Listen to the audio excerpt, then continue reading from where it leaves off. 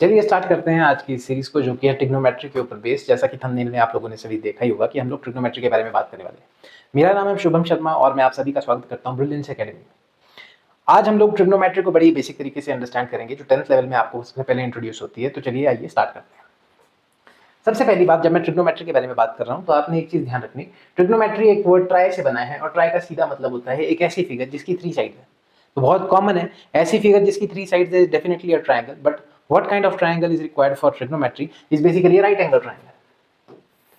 तो हमारे पास एक राइट एंगल ट्रायंगल होना जरूरी है, उसी पे ही हमेशा ट्रिग्नोमेट्री लगती है। जैसे ये हमारे पास एक 90 डिग्री कंडीशन है, तो ये मेरे पास ए बी और सी, ये हमारे पास 3 एंगल्स आ जाते हैं इसमें। अब आपको पता होना चाहिए कि 90 डिग्री के ऑपोजिट वाली साइड को हमेशा हाइपोटेन्यूज बोलते हैं।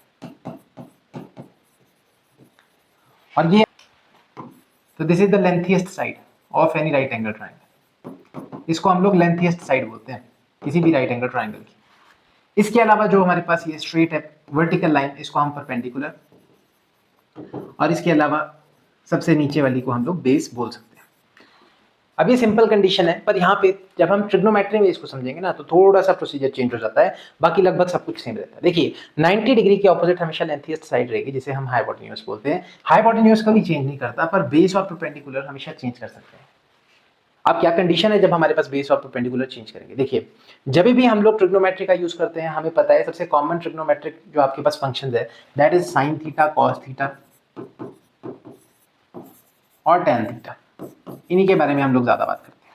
अगर मैं इनके रेसिप्रोकल्स की बात करूं तो साइन का रेसिप्रोकल होता है 1/cosecant थीटा। अगर मैं कॉस के बारे में बात करूं, इसका रेसिप्रोकल होता है 1/secant थीटा।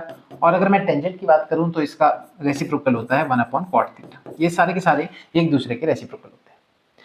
अब अगर हम बात कर लें कि आपके पास इनको बेसिकली हम लोग अंडरस्टैंड कैसे करें, या साइन थीटा कॉस थीटा बताते क्या है, कन्वे क्या करते हैं। देखिए इससे पहले कि हम sine theta cos theta tan theta को समझें, हमारे को एक चीज समझनी पड़ेगी कि आपके पास जो एंगल है ना इसका, that play a significant role in whole trigonometry. कैसे अभी जानते हैं।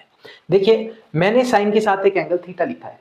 राइट एंगल ट्रायंगल हम लोगों ने सिलेक्ट कर लिया है, जिसमें लेंथीएस्ट साइड हमारी हाइपोटेन्यूज, परपेंडिकुलर और बेस, 3 चीजें काम करती है साइमल्टेनियसली। 90 डिग्री के ऑपोजिट हमेशा हाइपोटेन्यूज रहेगा, ये तो कंफर्म्ड है। बट एक चीज और ध्यान रखना कि हमें हमेशा ये पता होना चाहिए कि एंगल थीटा बन कहां पे रहा है। सारी गेम इस थीटा की ही है, परपेंडिकुलर और बेस की सिलेक्शन में। जैसे लेट्स से मैं आपके पास एक एंगल की बात कर लेता हूं,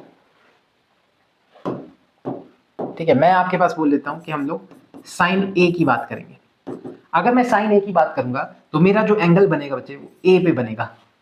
अब इस अदर एंगल जो 90 डिग्री के अलावा एंगल है, इसको मैं फिलहाल के लिए थीटा बोल देता हूँ, क्योंकि यहाँ पे साइन के साथ ए पोजीशन थी। तो इसका मतलब है कि मेरा जो एंगल बन रहा है 90 डिग्री के अलावा वो ए पोजीशन पे बन रहा है। अब जिस लाइन पे बच्चे मेरे 2 एंगल बनते हैं वो हमेशा हमारा हो जाता है बेस, और जो रेस्ट बच जाता है दैट इज कॉल्ड परपेंडिकुलर। ये आपने हमेशा ध्यान रखना जब भी आप ट्रिग्नोमेट्रिक फंक्शंस के बारे में स्टडी कर रहे होंगे। दूसरी बात, अगर इसी सेम डायग्राम में बच्चे मैं एक चीज करूं, लेट से मैं आपको बोलूं साइन सी, तो जब मैं साइन सी की बात करता हूं तो मेरे पास एंगल यहां ना बन करके हमारे पास एंगल कहां बन जाएगा, इस पॉइंट पे बन जाएगा।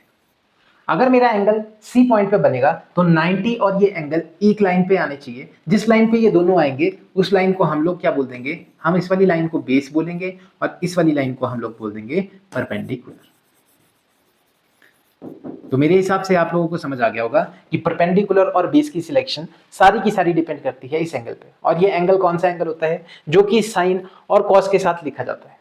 जनरल कंडीशन में जब कोई भी एंगल या पॉइंट मेंशन ना किया गया हो, हम इसको थीटा लेकर के चलते हैं। ऐसी सिचुएशन में आपको फिगर में बताया गया होगा कि थीटा कहाँ पे लाई करता है, और जहां पे भी आपका थीटा लाई करेगा, जिस भी लाइन पे 2 एंगल्स बनेंगे वो हमेशा हमारी बेस हो जाएगी, जो बाकी बचेगी वो हमारी परपेंडिकुलर हो जाएगी। और हाइपोटेन्यूज की पोजीशन फिक्स रहती है, वो 90 डिग्री की हमेशा ऑपोजिट और लेंथीएस्ट साइड होती है। तो कभी अगर आपको कोई पाइथागोरियन ट्रिपलेट्स दिए हों और आपको समझना है कि हम लोगों ने पाइथागोरस थ्योरम उसमें अगर अप्लाई करनी है और हमें पता ना चल रहा हो कि हाइपोटेन्यूज हमने किसको देना है, तो हम हाइपोटेन्यूज हमेशा लेंथीएस्ट साइड को ही कंसीडर करते हैं। मेरे हिसाब से यहाँ तक आप लोगों को क्लियर हो गया होगा। अब इसी के ऊपर बेस्ड एक छोटा सा न्यूमेरिकल, एक छोटा सा क्वेश्चन हम लोग करते हैं। तो हमने इस क्वेश्चन में जो सॉल्व करना है that is tan p minus cot r। अब आपको यहाँ से देख करके पता चल ही रहा होगा, एक बार ही टेंजेंट के साथ एंगल p है, एक बार कॉट के साथ एंगल r है। इसका मतलब हमें बार बार जो है इसके एंगल को शिफ्ट करना है। पर यहाँ पे ध्यान देने वाली क्या बात है कि पी क्यू आर एक राइट एंगल ट्राइंगल है, जिसमें हमें एक 2 साइड्स पता है पर एक साइड नहीं पता। तो सबसे बेसिक थ्योरम से हम लोग स्टार्ट करेंगे थर्ड साइड को निकालने के लिए, जो कि 90 डिग्री राइट एंगल ट्राइंगल में ही लगती है, जिसे हम लोग बोलते हैं पाइथागोरस थ्योरम। तो सबसे पहले आइए जान लीजिए पाइथागोरस थ्योरम किस तरीके से एप्लीकेबल होती है। पाइथागोरस थ्योरम क्या बोलती है हमारे पास कि अगर एक राइट एंगल ट्राइंगल है और उसमें हमारे पास हाइपोटेन्यूज जो है वो 90 डिग्री के ऑपोजिट ही होता है हमेशा, तो हमारे पास हाइपोटेन्यूज का square is equals to perpendicular square plus base square. अभी इस एंगल पे इरिस्पेक्टिव कि हमारे पास परपेंडिकुलर क्या है बेस क्या है, वो दोनों कुछ भी हो सकते हैं। हम सिंपल कंडीशन में क्यू आर को भी फिलहाल के लिए बेस बोल देते हैं, पी क्यू को हम लोग इसका परपेंडिकुलर बोल देते हैं, और पी आर तो मेरे पास हाइपोटेन्यूज है। अब इसको अकॉर्डिंगली हम लोग डायरेक्टली पुट कर देते हैं। इसमें ज्यादा एंगल के अकॉर्डिंगली चेंज करने की अभी कोई जरूरत नहीं है, क्योंकि पाइथागोरस थ्योरम सिंपल लगती है कि हाइपोटेन्यूज का स्क्वायर, बाकी परपेंडिकुलर किसी को भी मानो बेस किसी को भी मानो, उससे फर्क नहीं पड़ेगा अभी फिलहाल के लिए। जब टेंजेंट पी और कॉट आर निकाल रहे होंगे तब एंगल का जरूर फर्क पड़ेगा। तो चलिए अभी हम इसको सॉल्व कर लेते हैं। तो हमारे पास कितना आ जाएगा भाई, 13 का होल का square will be equals to perpendicular आ गया मेरे पास 12 का स्क्वायर, फिलहाल के लिए मैंने 12 को परपेंडिकुलर मान लिया, और बेस स्क्वायर, तो it become 169 is equals to 144 plus B square. So it becomes 169 minus 144, that will be b square, that will be eventually 25 is equals to b square, और मेरा b जो है वो eventually 25 सेंटीमीटर का आ जाता है, जो कि b स्क्वायर के बराबर है। अब स्क्वायर को अगर हम लोग हटाएंगे तो यहाँ पे हमारे पास अंडर रूट आ जाएगा, और मेरे पास जो b है, b मेरे पास 5 सेंटीमीटर आ जाएगा। तो मेरे पास जो अननोन साइड है सबसे पहले तो मैंने वो निकाल ली, और मेरी अननोन साइड कितनी आई, 5 सेंटीमीटर के बराबर आ गई। यहाँ तक आप लोगों को मेरे हिसाब से प्रोसीजर समझ में आ गया होगा कि हमने किस तरीके से करना है। डन। अब इससे आगे चलते हैं। जब एक बार हम लोगों ने ये तीनों साइडें फाइंड आउट कर ली तो उसके बाद हम लोग क्या करेंगे, चलिए तो स्टार्ट करते हैं। देखिए हम लोगों ने अननोन साइड तक यहाँ पे निकाल लिया 12, 5 और 13। अब हम लोग स्टार्ट करेंगे मेन कंडीशन पे, दैट इज tan p और cot r। हमने ये दो चीजें निकालनी है। देखो जैसे क्वेश्चन बोलता है हमारे पास, सबसे फर्स्टली हमने tan p को निकालना है। तो tan p के लिए हमारे एंगल p पॉइंट पे मार्क करना पड़ेगा। अगर p पॉइंट पे हमारा एंगल बनता होगा तो मेरा जो 12 है वो बेस हो जाएगा, और ये मेरा परपेंडिकुलर हो जाएगा। क्यों? क्योंकि मैंने बोला जिस लाइन पे मेरे दो एंगल्स बनते हैं वो हमेशा मेरी बेस हो जाती है, जो बाकी बचती परपेंडिकुलर 90 डिग्री के ऑपोजिट हमेशा हाइपोटेन्यूज।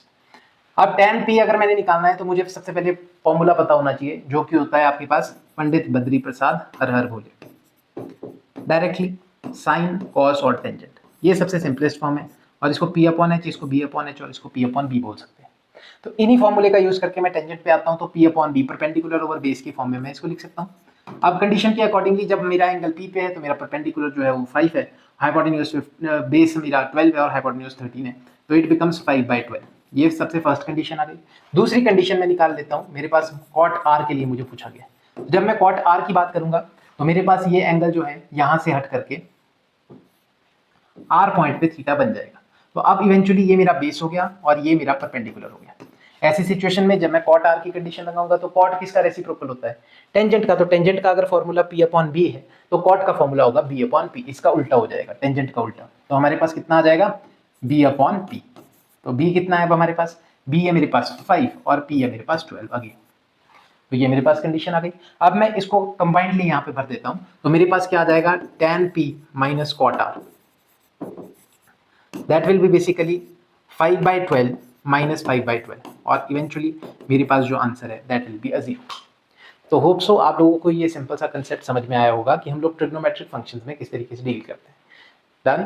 तो अगर आप लोगों को ये वीडियो अच्छी लगी हो तो हमारे चैनल को सब्सक्राइब और लाइक जरूर करें, बेल आइकन को दबाना ना भूलें, ताकि आपके पास इंपॉर्टेंट वीडियोस की सारी नोटिफिकेशन आती रहे।